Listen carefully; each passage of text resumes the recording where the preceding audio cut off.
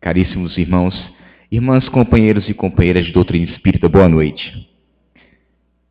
Estivemos durante uma semana de intensos trabalhos e já que estamos em festas juninas.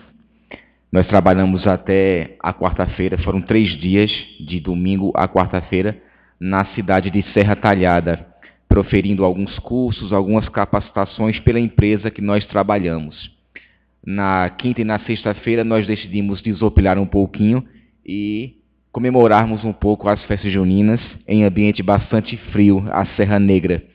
E de lá para cá, claro, várias mudanças de clima, minha voz não está perfeita, perdoe-me algumas possíveis falhas na voz, mas foi uma semana intensa em todos os sentidos. E estamos coroando esta semana com mais esse encontro do Grupo de Estudos Espíritas Chico Xavier, esta casa co-irmã.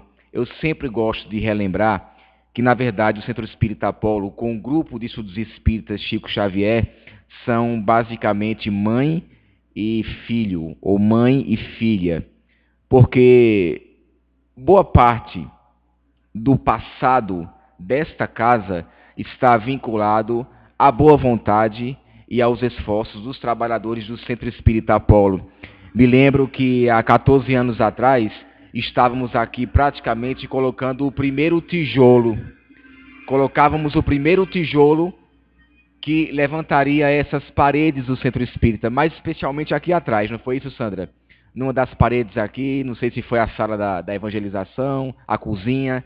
Eu sei que os primeiros tijolos, ainda me lembro da foto, estávamos lá sem camisa, suados, com o primeiro tijolo que implantaria a unidade física desta casa, visto que a unidade espiritual, o templo espiritual, se assim podemos dizer, já existia em pensamento, plasmado em sentimentos e intenções no mundo espiritual. Como os próprios espíritos, na codificação, dizem que toda casa espírita, quando ela é construída e organizada de maneira sistemática e séria, ela se inicia no plano espiritual. E depois, via inspiração, ela é traduzida no plano físico, através das ideias, do impulso da vontade de alguém, que é inspirado pelos espíritos que irão futuramente administrar aquela casa que será implantada no plano físico.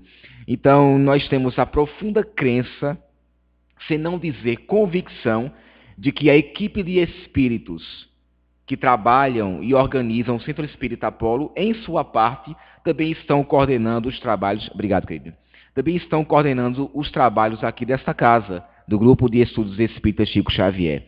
Então, desde a primeira implantação, desde a primeira colocação daquele tijolo até os dias atuais, foram 14 anos de grandes parcerias, de uma família que nunca teve brigas. E o mais interessante é que as brigas, conflitos, talvez até alguns desentendimentos, são comuns nos núcleos familiares. Mas nós somos uma família que até hoje nunca se desentendeu. Muito pelo contrário, trabalhadores extremamente unidos em um mesmo ideal. Então fica aqui já como espécie de homenagem para os 14 anos, já nesse próximo mês, daqui a mais alguns dias, fica aqui a nossa homenagem de todos aqueles que compõem o Centro Espírita Apolo, casa que há 41 anos trabalha a serviço de Jesus, do bem e de Kardec em terras bezerrenses. Em especial, estou muito feliz pela vinda também de queridos amigos que compõem também o Centro Espírita Apolo e que estão aqui hoje conosco. Então, estamos em uma grande família, em um grande momento. Os sentidos da existência que a doutrina espírita nos dá. Antes de fato, aprofundarmos neste assunto, gostaria de relembrar algumas questões bem interessantes com relação a esses ideais referentes aos sentidos da vida. Qual o sentido da vida? Qual o sentido do existir? Não me lembro se já havia citado o que irei citar a partir de agora em outras ocasiões, mas caso já tenha citado, vamos apenas relembrar um fato bem interessante e também bastante curioso que nos ronda a mente quando nós pensamos em sentido da vida. Muitas vezes, nós que somos espiritualistas, acima de tudo, porque todo espírita é espiritualista, nem todo espiritualista crê nos espíritos, é espírita. Mas todo espírita crê em Deus, na vida pós-morte ou na vida eterna, como queiram chamar, e creem na alma. Então, todos os espíritas são espiritualistas, creem em algo fora das influências únicas da matéria. Que esse algo seja energia, pensamento, vontade e espírito, é algo além da matéria. Então, nós somos espiritualistas. Então, é bem interessante que nós espíritas, como somos espiritualistas, às vezes, talvez por imaturidade, ou mesmo por uma certa exaltação, empolgação com a doutrina, costumamos dizer o quão é absurdo uma criatura dizer que não crê em Deus. Não é isso? Muitos de nós dizemos, meu Deus do céu, diante das maravilhas, das grandiosidades e da extrema inteligência na construção do universo, como não admitir um princípio inteligente que é motor disso tudo? E daí começamos, muitos de nós, a julgarmos os materialistas, a dizer que eles estão equivocados, a dizer que eles estão loucos, porque louco é aquele que não crê em Deus ou não tem a certeza, não tem a convicção da sua existência. Mas é bem interessante que muitas vezes certos comportamentos partem de alguns materialistas pelos quais nós, religiosos, deveríamos seguir a mesma linha, o mesmo padrão, e não seguimos. Como, por exemplo, eu creio que já citei esse exemplo, mas gostaria de relembrar. Muitas vezes o materialista, aquele que não crê em Deus, que não crê na divindade, que não crê que tudo isso aqui tem uma razão soberana e inteligente. Esse mesmo materialista, por exemplo, ele pode gostar de jogar sementes no solo, para que futuramente possam frutificar, possam crescer grandes árvores. E daí eu faço uma pergunta a mim mesmo, e estendo essa pergunta a cada um de vocês. Esse materialista que não crê na vida futura, que não crê numa esperança mística ou espiritual no futuro, no porvir, ele lança a semente no solo, que sabe que um dia essa semente vai frutificar, vai gerar a árvore, mas ele não sabe se vai estar encarnado ou vivo até lá para ver essa árvore crescer e gerar seus frutos. Muitas vezes ele está jogando uma semente hoje para que os frutos dessa árvore só possam ser usufruídos pelos seus filhos, pelos seus netos. E daí eu faço a seguinte pergunta: que crença íntima é essa no futuro? Que sentido é esse que a criatura tem de plantar ou de construir algo que ela pode nem sequer usufruir, e sim alguém que se projetar no seu futuro? Isso é fé. Muitas vezes nós associamos fé a um conceito místico religioso. Aquele que não tem religião, ele não tem fé.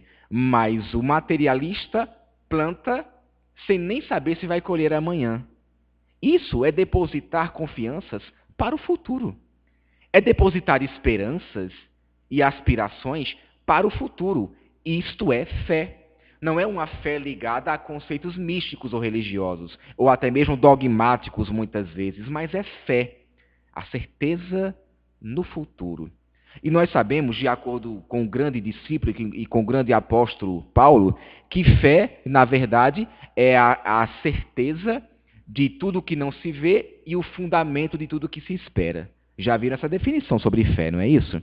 A fé é a certeza de tudo aquilo que não se vê e a explicação de tudo aquilo que se espera. É uma das melhores definições sobre fé. Mas então, o materialista tem esse depósito no futuro, essa fé, esse tipo de fé e de esperança.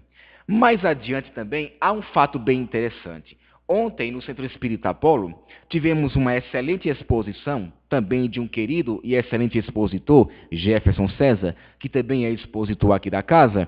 Tivemos uma exposição sobre o suicídio. E é claro que é um tema um tanto quanto polêmico, há pessoas que gostam do tema, há outras pessoas que não gostam. Vimos, por exemplo, ontem, pessoas dizendo que não iriam para a palestra porque não gostam do tema, porque acham o tema muito pesado, acham inclusive que o tema incentiva meio que indiretamente as pessoas a cometerem tal, o que é uma loucura. porque nós sabemos que o espiritismo tem remédio e antídotos contra essa prática, mas enfim, é um tema polêmico. Mas, para quem foi ontem e visualizou aquela excelente palestra, perceberá que o nosso amigo focou muito na questão do suicídio, das suas consequências, o que ocorre com um suicídio após morte. E daí também eu fiquei pensando em outro detalhe que outro dia estava analisando com relação a essa questão. Vejamos, se fôssemos, por exemplo, sondar a vida íntima de cada uma das pessoas que estão pensando ou mesmo que cometeram esse ato, verificaríamos que a maioria esmagadora dessas criaturas diziam ter uma religião, ter uma fé em Deus ou na vida espiritual. O que para nós é algo meio contrário, algo meio paradoxal, porque se justamente um dos objetivos da religião é dar à criatura algum sentido para a vida, que a incentive a continuar lutando, a continuar a viver, como então 99% dos suicidas são pessoas que, diante da sociedade, eram religiosas. Diziam seguir tal templo, tal religião. Todos os meus, infelizmente, é uma marca negativa que eu tenho muitos amigos suicidas. Muitos. Infelizmente. É uma marca negativa que eu tenho, da qual eu não queria ter. Mas eu perco nos dedos a conta de colegas ou amigos meus suicidas. Inclusive, um deles ainda frequentou a palestra esse ano, assistiu à palestra de Lício Rangel. E com 15 dias depois cometeu esse ato. Então eu tenho muitos colegas, muitos amigos que durante a sua última encarnação, eles cometeram esse ato. E todos eles diziam seguir uma fé, uma religião. Né? E tenho visto isso, inclusive, de alguns espíritas, que diziam ter profunda convicção na reencarnação, que assistiam a palestras públicas e acabaram cometendo esse ato. Então é meio paradoxal. Em contrapartida, eu desconheço uma criatura, pelo menos do meu ciclo de convivência, desconheço uma criatura descrente de Deus que tenha cometido suicídio. E daí eu fico imaginando, não deveria ser o contrário? Eles que não têm nenhum referencial do futuro, não deveriam ser os primeiros a cometerem um ato? Pois, se com o suicídio tudo acaba com a morte, então para acabar com os meus problemas, basta cometer o ato. E eles não faziam isso. De onde vem essa esperança? Já que essa esperança, para eles, não tem nenhum referencial místico religioso. De onde vem esse impulso íntimo para a vida, para continuar lutando? O materialista estuda, trabalha, faz faculdade. Qual o sentido disso, se tudo virasse projeto falido com um túmulo? Mas eles continuam estudando, trabalhando e vivendo um dia após o outro. Não estamos aqui querendo, obviamente, defender a posição do materialismo, até porque nós espíritas, como já disse, somos espiritualistas. Um dos nossos principais objetivos é combater a ideia do nada após morte. Só estou querendo dizer isso para poder reforçar essa argumentação de que esse sentido da vida, ele talvez seja algo muito mais amplo do que as simples lições que nós escutamos em palestras públicas, em templos religiosos. Essas lições ajudam, favorecem bastante, mas não são apenas o único caminho pelo qual a criatura pode ter a convicção de que o futuro vale a pena ser vivido. Há caminhos filosóficos, há caminhos científicos que nos ajudam a perceber que deve haver algo ou alguma situação ou um ambiente melhor do que um ambiente que atualmente estamos vivenciando, a situação que estamos experienciando. Diante disso, qual o sentido da vida? Por que é que estamos aqui? Vamos tentar utilizar algumas lições que foram expostas nesse livro, que ele tem 138 anos. Esse livro é de um grande trabalhador da seara espírita, filósofo, conhecido como Leon Denis. Os especialistas na literatura espírita e na própria biografia do espiritismo dizem que se Kardec falisse na sua missão, Leon Denis seria o melhor continuador das suas obras. Para muitos estudiosos, Leon Denis foi o trabalhador espírita, ou o seguidor mais fiel aos princípios kardecianos, de tal maneira que se o Kardec desencarnasse ou mesmo falisse na sua missão, ele seria um excelente continuador. E quando nós lemos um pouco sobre os pensamentos de Leon Denis, perceberemos que realmente a profundidade doutrinária deste grande filósofo é algo de surpreender. A lucidez, a clareza que ele expunha nos seus argumentos, nas suas opiniões, é algo que vale a pena ser degustado, ser provado e ser aprofundado. Dentre diversas obras, Leon Denis escreveu, por exemplo, O Problema do Ser, do Destino e da Dor, uma obra excelente. Depois da Morte, também foi uma obra escrita pelo Leon Denis, que fala sobre o processo da desencarnação, o que ocorre pós-morte, uma obra fantástica. Protestantismo e Espiritismo. Talvez seja uma das primeiras obras em que o autor espírita procura fazer uma correlação entre a doutrina protestante com a doutrina espírita. Uma obra fantástica. Cristianismo e Espiritismo, outra obra do filósofo Leon Denis, e dentre elas, O Grande Enigma, Deus e o Universo, que tem como frase de título: nas horas difíceis da vida, nos dias de tristeza, abre este livro, pois ele é eco das vozes do alto. Ele te dará coragem, inspirar-te-á a paciência e a submissão às leis indestrutíveis do Eterno. É a frase que está aqui escrita na capa do livro Grande Enigma. E ele fala sobre Deus, a origem da vida, a origem do universo e qual a razão e a lógica da existência do mesmo Deus, da mesma vida e do mesmo universo. Diversos capítulos extraordinários. Dentre eles, um capítulo bem interessante, o capítulo 15, em que Leon Denis procura falar sobre as idades da vida. Ele faz uma comparação com as 4 idades da vida e as 4 estações do ano, comparando a infância e a juventude com a primavera, a idade madura com o verão, e a velhice ele compara com o outono e com o inverno. É um capítulo extraordinário.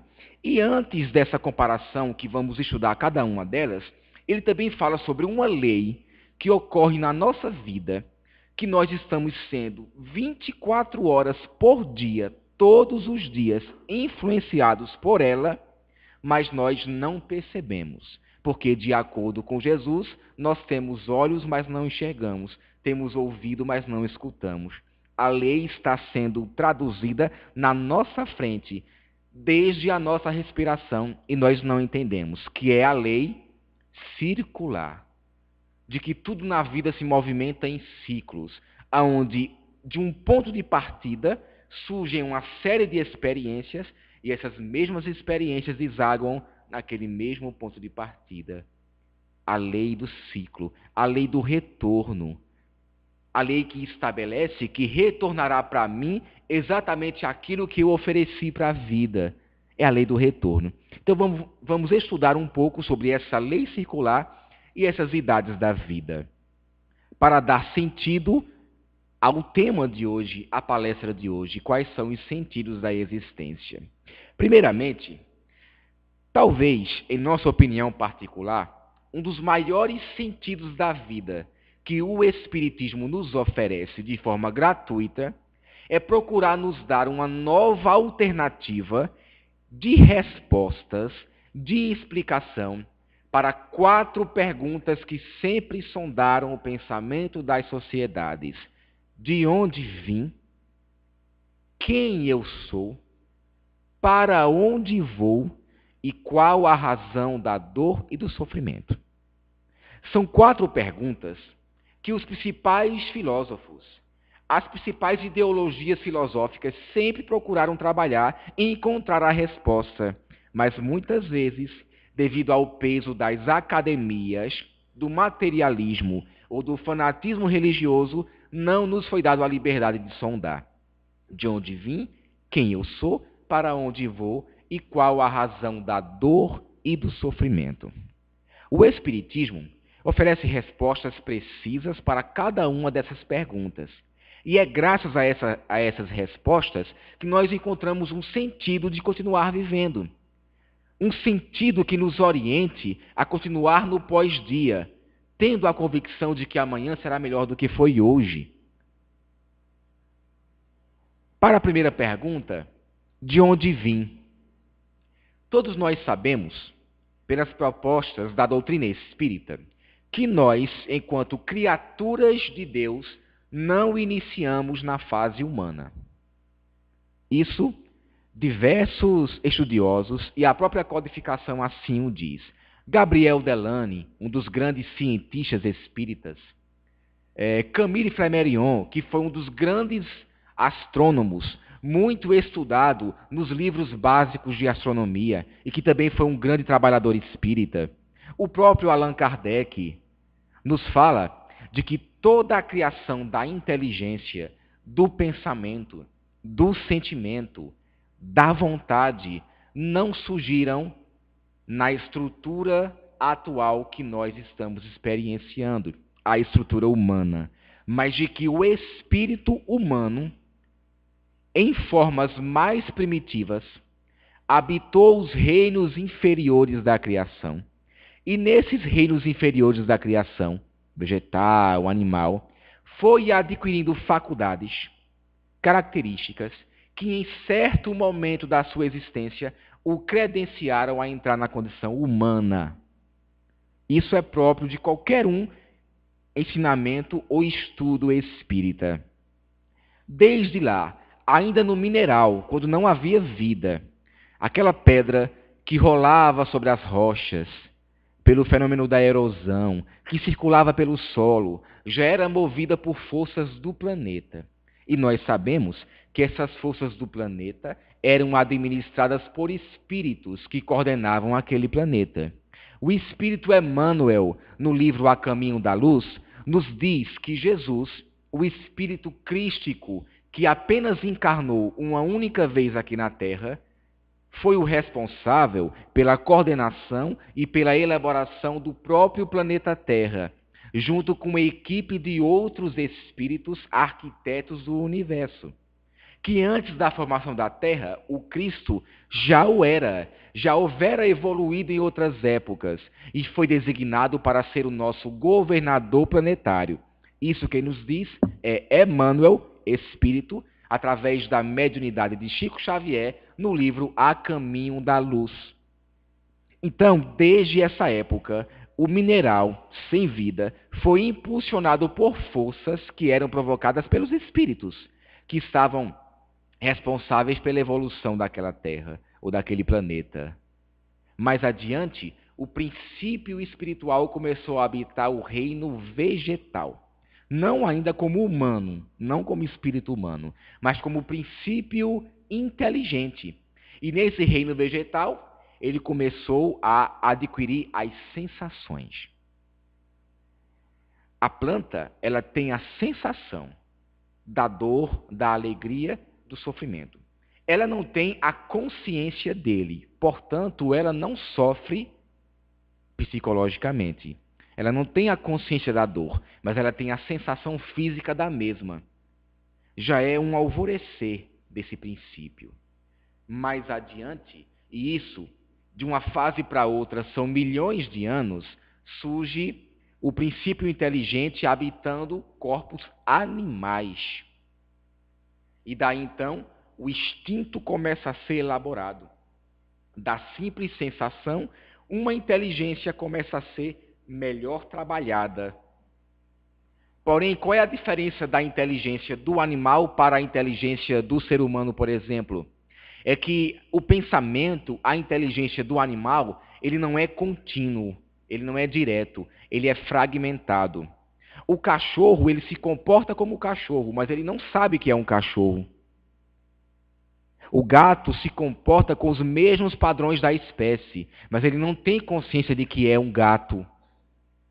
Os instintos começam a ser melhor elaborados, já tem sensações mais aprofundadas, já possui instintos mais trabalhados e certos fragmentos de pensamento. Ele utiliza a tática, a estratégia para poder, por exemplo, forjar situações, sair de alguns perigos. Ele já utiliza a sua inteligência, mas ela não é contínua, ela não é consciente. Mais adiante, e isso se passam milhões de anos, este princípio espiritual já passa a ter algumas faculdades que antes ele não tinha, dentre elas o senso de si mesmo, a consciência de quem é, e também o livre-arbítrio mais elaborado. Um pensamento contínuo, não mais fragmentado, e sim direto, constante. E a partir de então, este princípio se desenvolve mais ainda e começa a habitar corpos humanos, sendo as primeiras encarnações da alma humana. Então, de onde vim? Vim de épocas muito mais remotas que as épocas atuais. Vim de uma época em que Deus mostrou a sua inteligência muito mais pela perfeição dos seus mecanismos do que por um passe de mágica. Criou e pronto. Não. Deus, de acordo com a doutrina espírita, é sempre bom frisar isso, não é a opinião de Tiago ou de nenhum trabalhador espírita, é de acordo com a posição doutrinária. Deus demorou durante muitos e muitos tempos, séculos, milhões de anos, para elaborar o que hoje está elaborado, porque tudo segue uma perfeição em seus mecanismos. Deus não precisaria, para a nossa visão espírita, construir as coisas num passe de mágica para provar ao homem que é maior do que ele.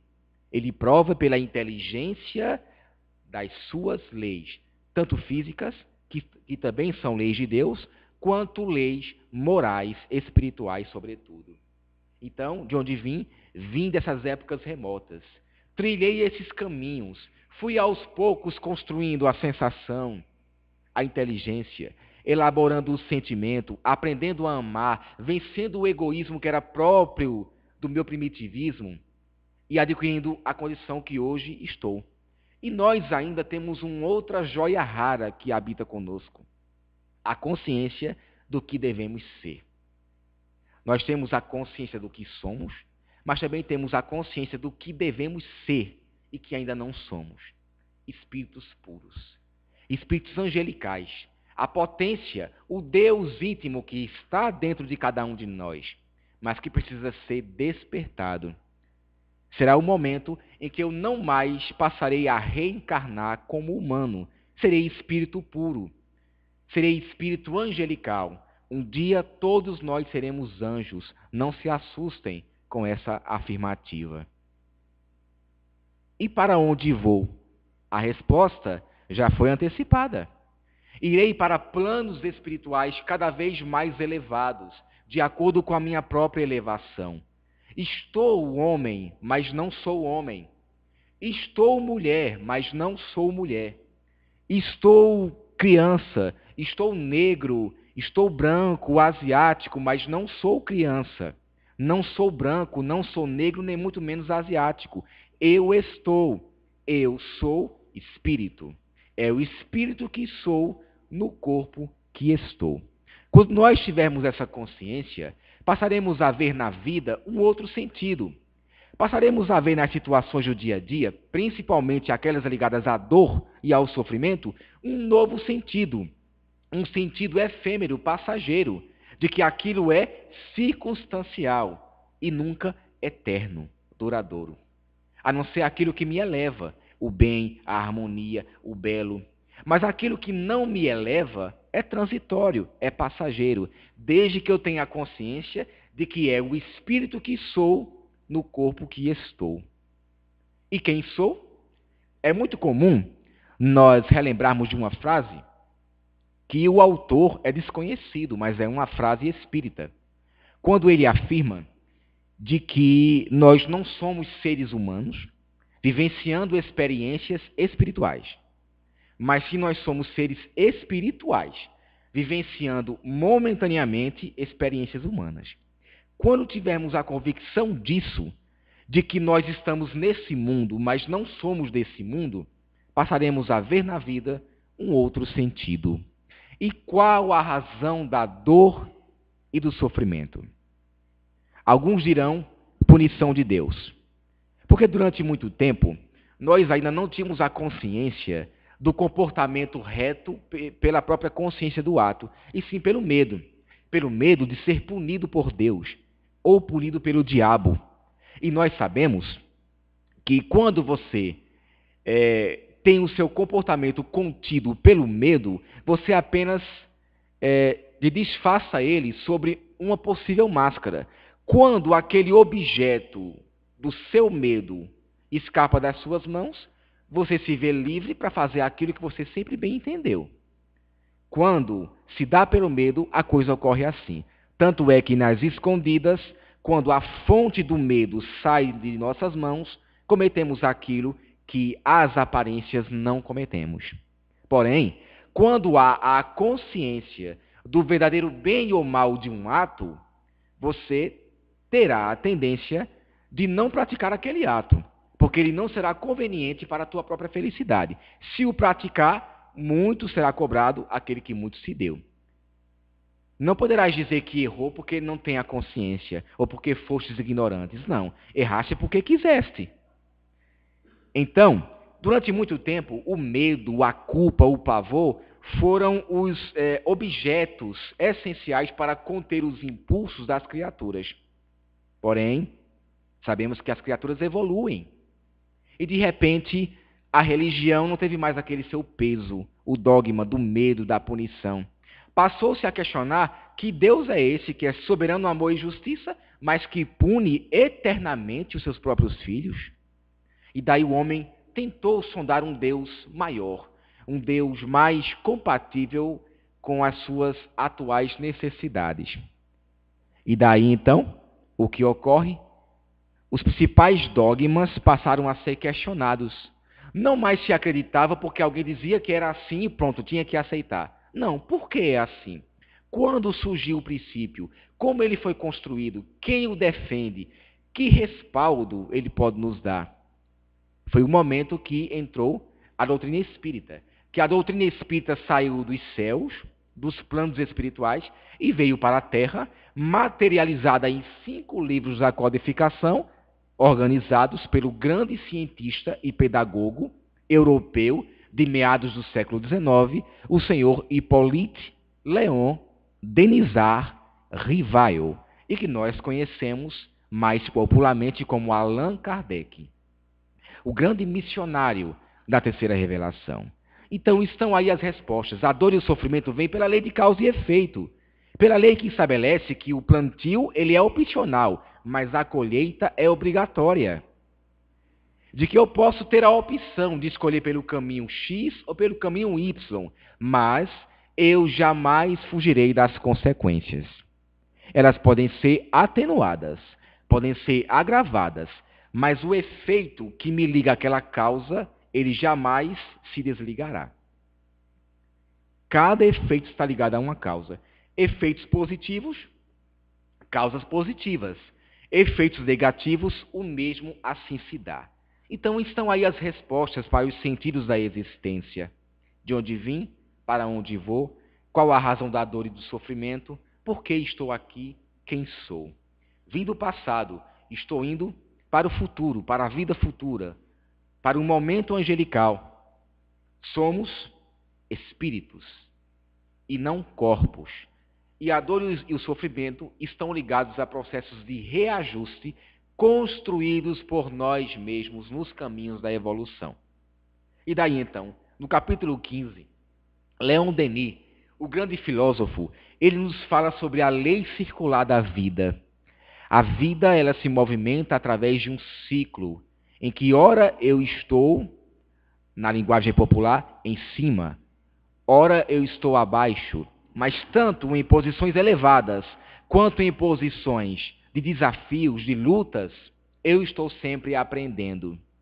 E ele começa a citar algumas comparações que nós achamos bem interessante. Por exemplo, a explicação da água, o ciclo da água. O ciclo da água, a água que se movimenta pelos afluentes, que se movimenta pelos solos, que evapora, que se condensa na atmosfera, precipita em forma de chuva, para poder voltar ao leito de onde ela evaporou. É a lei circular da vida. E dentro dessa lei circular da vida, nós não podemos determinar que a Terra, Júpiter, Marte ou qualquer outro planeta esteja em cima, embaixo, à direita, à esquerda, porque isso depende do contexto da evolução. E nessa mesma lei circular na vida, Leon Denis lembra uma lei que nós espíritas temos como plena convicção, a lei circular da reencarnação. Nascer, viver, morrer e renascer sempre. Esta é a lei. Reencarnação. Entenderam a lei circular da vida? Nascer, viver, morrer e renascer sempre. Esta é a lei. Esta é a frase que está no túmulo que abriga o corpo daquele que foi Allan Kardec, lá no cemitério de Père-Lachaise, na França, em Paris. Está essa frase: nascer, viver, morrer e renascer sempre. Esta é a lei. A lei da reencarnação é uma lei circular, é uma lei que movimenta em ciclos, é uma lei que faz com que seja devolvido a você aquilo que para a vida você deu. Mais cedo ou mais tarde, nessa atual encarnação ainda, ou nas próximas encarnações, nas mais diferentes formas. Na forma de um parente complicado, de um filho problema, de uma anomalia física, de um problema psicológico, de uma riqueza ou pobreza. A lei circular da reencarnação está sempre devolvendo aquilo que você deu. E ela devolve com juros e correção monetária. É a lei circular. E dentro dessa lei circular, Leon Denis fala sobre a infância, fala sobre a juventude, sobre a idade madura e sobre a velhice. Qual o sentido da existência para uma criança que acaba de nascer? A primeira fase, a fase da primavera, a fase do desabrochar, daquela semente que frutificou e desabrochou. Nós sabemos que a infância é um momento crucial para a vida do espírito. E sabe por quê? Porque aquele espírito que agora está reencarnado, que veio há poucos anos para o seio de nossa família, é um espírito antigo. É um espírito milenar. Talvez até mais antigo do que o dos próprios pais. E essa criança vem com um objetivo. Ela tem vínculos espirituais que se traduzem aqui na Terra em vínculos familiares com aquelas criaturas que lhes albergam como pai, mãe, tio, adotivos, que estão também vinculados nessa mesma conjuntura. E daí essa criança é aquele espírito antigo, que se aproveita das leis da genética para reencarnar. Nós sabemos que, de acordo com a evolução do espírito, ele mesmo planeja e organiza o processo da concepção no ventre materno e reencarna. Através das leis da hereditariedade, que são a que os pais irão dar. A cor dos olhos, a cor da pele, tendência para tamanho, para tipo de cabelo. São as questões hereditárias físicas que o organismo materno e paterno irão oferecer. Mas, diante disso, há condições espirituais que quem vai introjetar é o espírito que está reencarnando. Tanto é que a ciência espírita diz que o DNA é espiritual. A sua formação é espiritual. São as necessidades do espírito que ele implanta naquelas células. E fazem com que tal criatura, por exemplo, possa renascer com tal tendência. Inclusive, até a escolha do espermatozoide que irá fecundar o óvulo acontece por influência dos espíritos que irão reencarnar e dos que coordenam a reencarnação. Então, tudo planejado no processo da concepção. E vem aquela criança. Sendo que aquela criança, de acordo com alguns filósofos, não é uma tábua rasa, um livro com folhas em branco, que você vai começar a preencher naquele momento. Não. Aquela criança é um livro que, por exemplo, a sua obra está escrita até a página 50, mas a partir da página 51, um uma nova página, um novo texto vai ser escrito. Essa criança é um espírito milenar. Dentro dela, e aqui falamos dentro, não propriamente falando, mas assim, apenas como uma questão simbólica. Dentro daquele ser, pode haver uma estrutura psicológica de um ser bondoso, de um ser angelical, de um ser caridoso. Ou pode existir, naquele espírito que está reencarnando, uma mentalidade voltada para o crime, para a perversão, para o abuso das faculdades. É o espírito antigo, que agora vem nessa atual encarnação com a missão de evoluir. E quem é o corresponsável, ou quem são os corresponsáveis por essa evolução? Os pais, que geralmente têm vínculos com aquela forma de ser daquela criatura. Débitos, dívidas, e vem como pai e como mãe. E de acordo com o próprio Espírito Emmanuel, e também Allan Kardec, na própria codificação, nós sabemos que é nesse momento que o espírito está mais flexível para as educações que ele irá receber. Nós sabemos que essa educação não é apenas a educação intelectual, mas a educação moral. E não é a educação moral unicamente dada pelos livros moralistas, mas na educação que consiste na arte de formar o caráter, na arte de moldar as características daquela criatura para o bem, cuja influência dos pais é de suma importância para isso.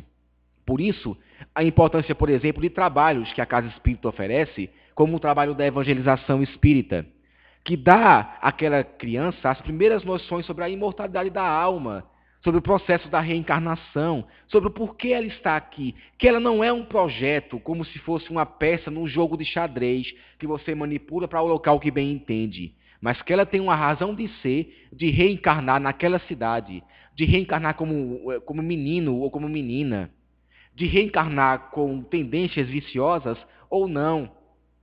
Eis aí o momento, e a Casa Espírita oferece isso gratuitamente. Essa oportunidade de dar um sentido à vida à primeira fase, que é a primavera, a infância. Porém, a criança cresce e torna-se adolescente. E nós sabemos que a principal característica de todo bom adolescente é ser um excelente aborrecente. Até um certo ponto, é bom que assim seja. Ele tem que mostrar a independência dele. Ele tem que mostrar quais são os seus posicionamentos com relação à vida.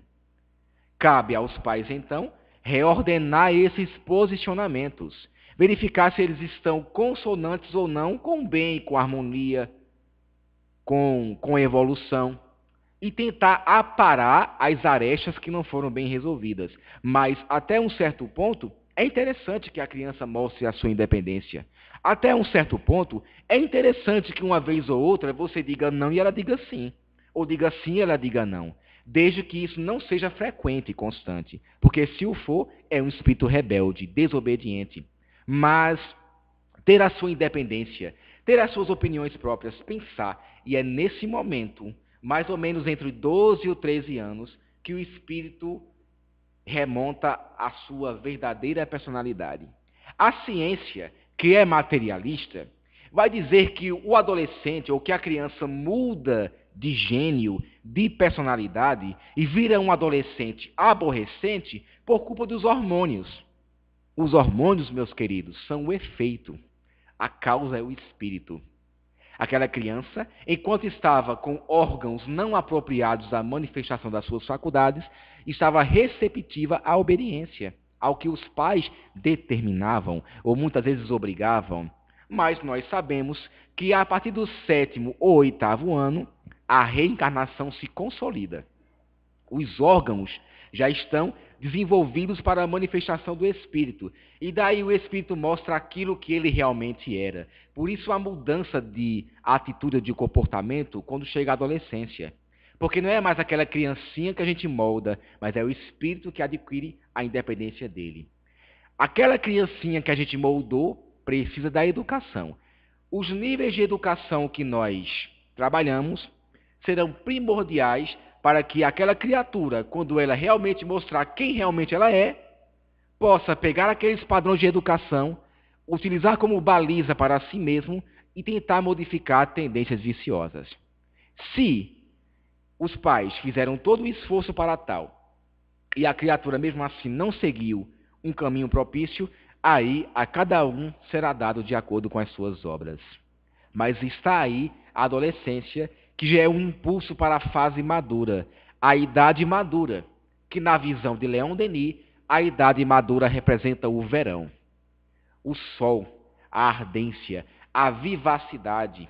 É o momento que as ilusões da infância se acabam e aquele ser está vivendo, olhando sempre para o próprio espelho. E daí, este ser, na fase adulta, deve encontrar um novo sentido à sua existência, tentando lutar contra duas forças que fatalmente irão atingi-lo.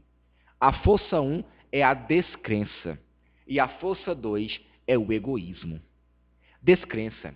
Quantos e quantos adultos, depois de muitos sofrimentos pela vida, eles passam a se tornar descrentes de alguma coisa? Perdem o sonho, a esperança da infância, vivem a realidade nua e crua. Se esse adulto não tiver uma base espiritual muito forte para compreender que tudo é passageiro, ele cairá na descrença. E aquilo que na infância ele não ousava questionar, na fase adulta ele passará a questionar. Se na infância ele acreditava pela força cultural do pai e da mãe, pelo respeito, na fase adulta ele verificará que talvez tais verdades, para ele, atualmente são desnecessárias. E se esse adulto não tiver uma base espiritual muito forte, ele cairá no desânimo, na descrença. E no egoísmo também.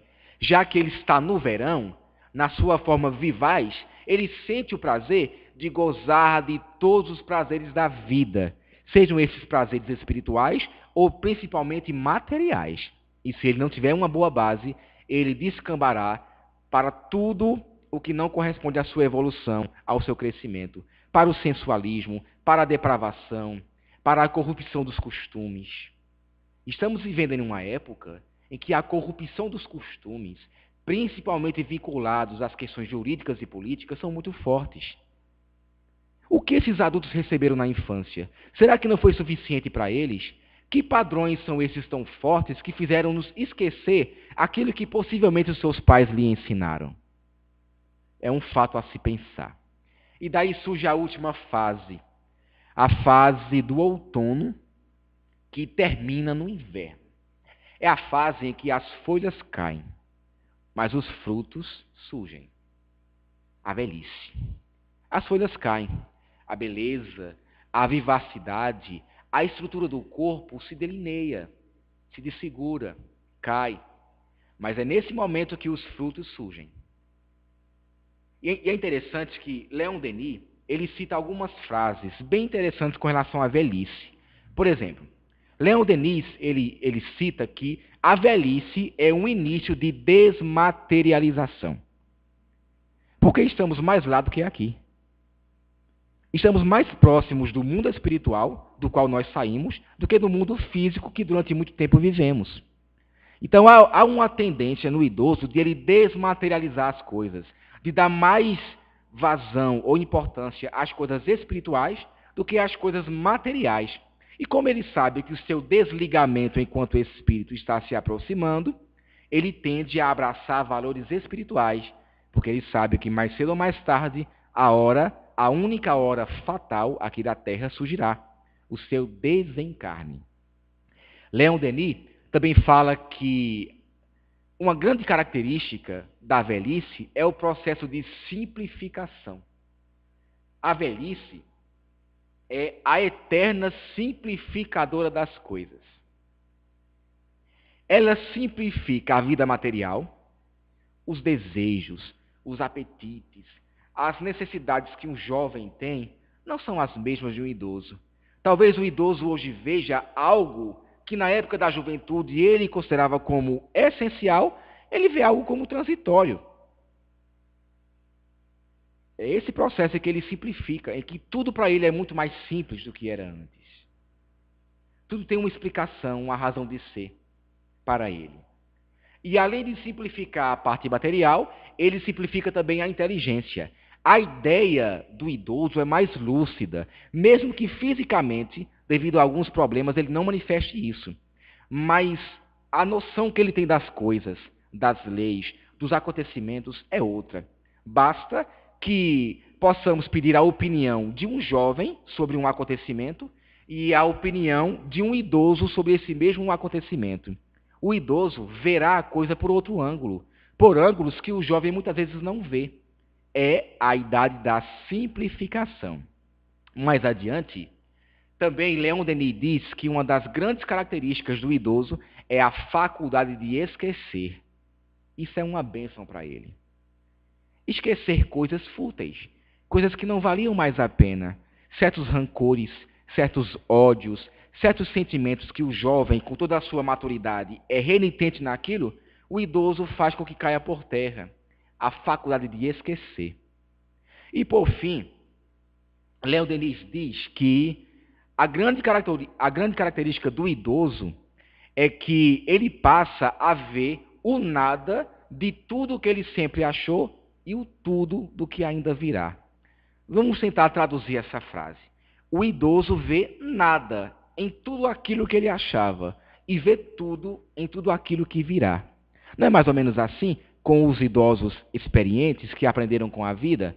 Embora tenham alguns que ainda pareçam crianças, mas com a maioria dos idosos que aprenderam com a vida, eles passam a verificar que tudo tem uma outra razão de ser.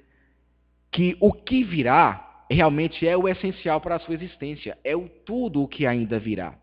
Então, para encerrarmos esse nosso momento, verificamos que Leon Denis ele traz uma nova visão com relação à velhice. Não aquela velhice acabrunhada, sinônimo da decrepitude, do apodrecimento, do fim, da morte, da destruição, mas sim como um processo em que o espírito está bem mais lúcido do que no início da sua encarnação. E daí então ele se aproxima do mundo espiritual e, de acordo com sua bagagem na atual existência, o seu retorno será muito mais calmo, muito mais feliz, desde que ele tenha realmente aprendido, desde que ele tenha sido um ancião e não um velho.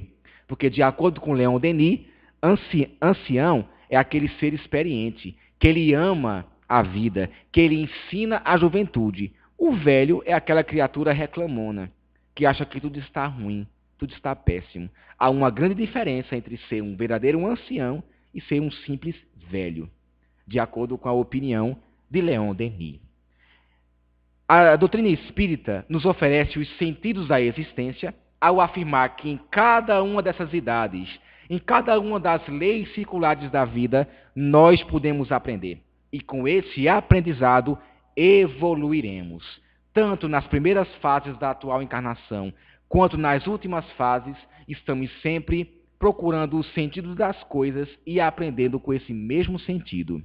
Portanto, a doutrina espírita nos oferece essas alternativas, ao nos ensinar a reencarnação, de que a morte não é a última palavra, de que a vida continua, de que as relações entre visíveis e invisíveis são constantes pela mediunidade, e de que Deus é soberanamente justo e inteligente, tão justo que não reduziria o seu universo a uma simples máquina sem causas, sem efeitos, apenas jogando os dados com a existência.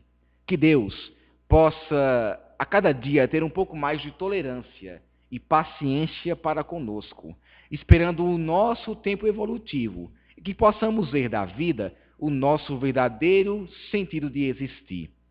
A vida sempre foi única. O contrário do nascimento é que é a morte, mas a vida sempre foi estuante. E para nós que somos imortais, esses aprendizados serão constantes em nossa vida. Que Deus nos abençoe, que Deus nos ampare, e que durante essa semana, nos próximos 7 dias, possamos ver a cada dia, 24 horas por dia, todos os dias, um novo sentido para a existência, um novo motivo para viver. Que Deus nos ampare.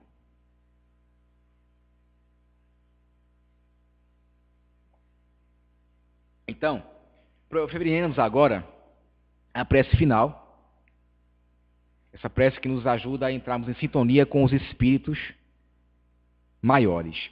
E convido-os nos próximos domingos, aqui no Grupo de Estudos Espíritas Chico Xavier, poderem visitar e conhecer a oratória de excelentes palestrantes que aqui estarão, dentre eles Ulisses Rangel, que abordará sobre a dor e o sofrimento, não é isso? Então vamos entender qual o sentido da existência desses fenômenos. Vamos então para a nossa prece de encerramento, agradecendo a Deus por tudo, por todo esse momento. Deus, grande arquiteto desse universo, Pai de sublime e eterna vontade. Jesus, irmão maior, educador dos corpos e das almas. Espíritos amigos, em especial os espíritos que trabalham nessa casa. O grupo de estudos espíritas Chico Xavier. Rogamos que, diante dessa benéfica proteção, possamos, juntos, trilhar melhores caminhos, percorrer melhores ideais, abraçar maiores valores. Que essa energia que agora está se espalhando por esse ambiente possa derramar-se, primeiramente, sobre o nosso corpo espiritual e, como consequência, banhar o nosso corpo físico de boas e salutares energias. Mas que, acima de tudo, que cada lição, cada valor que aqui foi reportado, possa ser um farol a nos iluminar em cada ambiente que nós frequentamos e visitamos.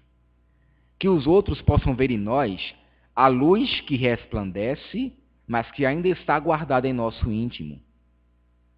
E que nós possamos sair daqui felizes, não por termos atingido a perfeição, porque ela, por enquanto, ainda não é acessível a nós, mas por termos, pelo menos, conhecido o caminho que a ela nos conduzirá. Damos por encerrado mais esse encontro, na certeza de que ainda muito temos a aprender e praticar, mas que estamos aqui para tentarmos concretizar estes grandes ideais.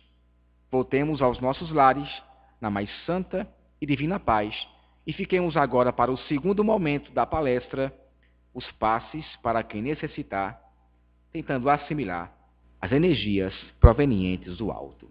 Que Deus nos abençoe. Que assim seja.